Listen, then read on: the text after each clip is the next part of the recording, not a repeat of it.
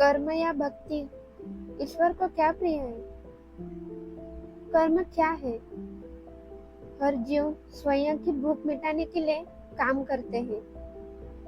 जो को भूख है उसे जीवित रहने के लिए अपनी भोजन की व्यवस्था करनी पड़ती है।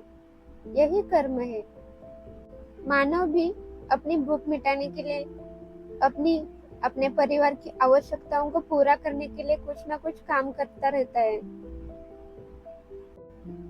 परंतु मानव अन्य पशुओं के जैसा एक दिन के खाने के विषय में नहीं विचार करता। वो भविष्य के लिए धन जुटाने लगता है। काम करना बुरी बात नहीं है। हर व्यक्ति को अपनी आवश्यकताओं की पूर्ति के लिए धन की आवश्यकता है, परंतु उस काम से किसी को हानि या दुख नहीं पहुंचना चाहिए। और जीवन में कितनी भी सुविधाएं क्यों ना हो, समय के साथ वो पुरानी होती है और उसकी जगह नई सुविधा लेती है। जैसे कि पहले साइकिल आई तो लोगों ने उसे लिया, उसके बाद मोटर आ गई तो सबको उसकी चाह लग गई। अब साइकिल पीछे रह गई। ऐसा ही है, हमारी सुविधाओं की चाह कभी कम नहीं होगी, वो दिन भर दिन बढ़ती ही जाएगी। यही लोभ है।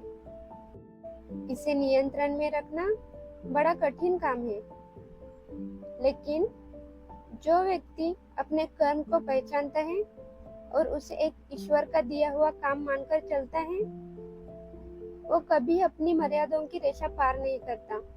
वो अपने काम के प्रति स्वयं को समर्पित करता है। जैसे कि किसान वो अपनी खेती को माँ जैसे प्रेम करता है।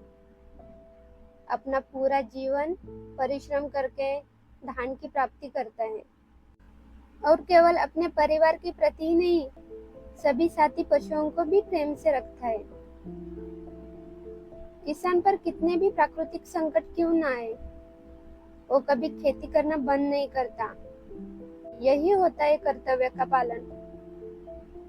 केवल अपनी इच्छाओं के बारे में ना सोचकर अपनों के लिए भी काम करना। एक विकसित देश की नींव उसका सफल किसान ही है। एक दिन ऋषि नारद नारायण से पूछते हैं कि उनका सबसे प्रिय भक्त कौन है। ऋषि नारद मन में ही स्वयं को भगवान नारायण का श्रेष्ठ भक्त मानते थे, लेकिन वो अपने प्रभु से ये बात सुनना चाहते थे। भगवान तो सबके मन की बात जानते हैं। उन्होंने हंसकर किसी एक किसान का नाम लिया तो ऋषि नारद उदास हो गए।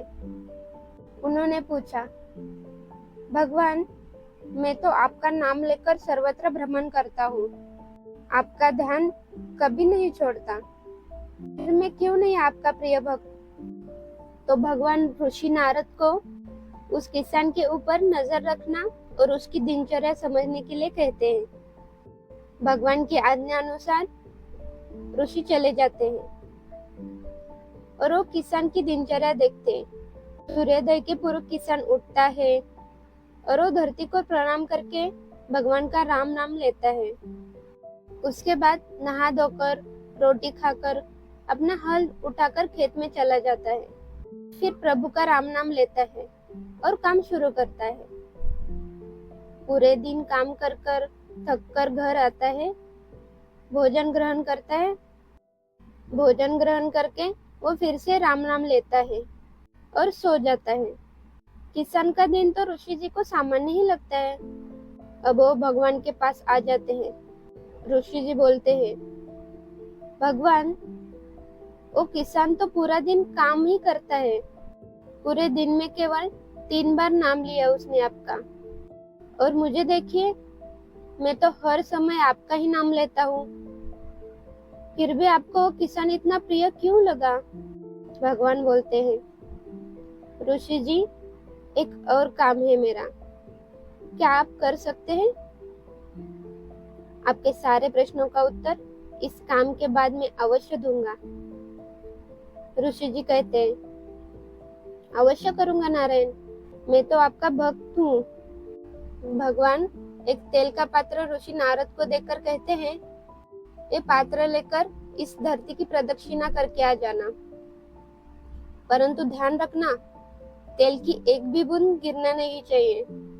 ऋषि नारद पात्र लेकर प्रदक्षिणा के लिए प्रस्थान करते हैं और कुछ समय बाद लौटकर आ जाते हैं और प्रभु को कहते हैं, देखिए प्रभु, मैंने एक भी बूंद नहीं गिराई, तो अब मैं आपका प्रिय भक्त हूँ ना? भगवान हंसकर कहते हैं, पूछते हैं, ऋषि नारद, प्रदक्षिणा करते समय आपने मुझे एक बात भी स्मरण नहीं किया।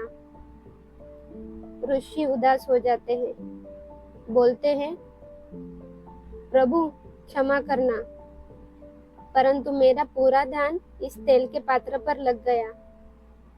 कहीं तेल की बूंद ना गिर जाए और मैं आपका स्मरण करना भूल गया।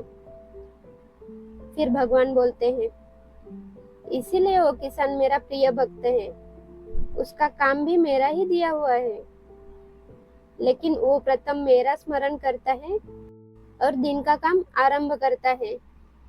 वो अपना काम भी लगन से करता है, उसे काम करते समय कोई चिंता नहीं है, विश्वास है कि उसका काम हो जाएगा और दिन के अंत में भी वो मेरा ही स्मरण करता है। वो अपने कर्तव्य का पालन भक्ति से करता है, ना वो कर्म को छोड़ता है, ना वो मुझे भूलता है, इसलिए वो मेरा प्रिय है। इसीलिए आपके कर्म में कभी आपके प्रभु का हाथ नहीं छोड़ना चाहिए। जब आप प्रभु को स्मरण करके अपने कर्तव्य का पालन करोगे तो आप भी प्रभु के लिए प्रिय हो जाएंगे। आपको मिलने वाली हर संधि आपको प्रभु ने ही दी है। ये समझकर सही गलत का चुनाव करके जो सही चुनेगा उसके साथ प्रभु अवश्य जुड़ जाएंगे। तो आपको ही स्वयं का परीक्षण करना चाहिए, क्या आप सही कर रहे हैं? अपने अंतर्मन को पूछना, आपको सही उत्तर मिल जाएगा। धन्यवाद।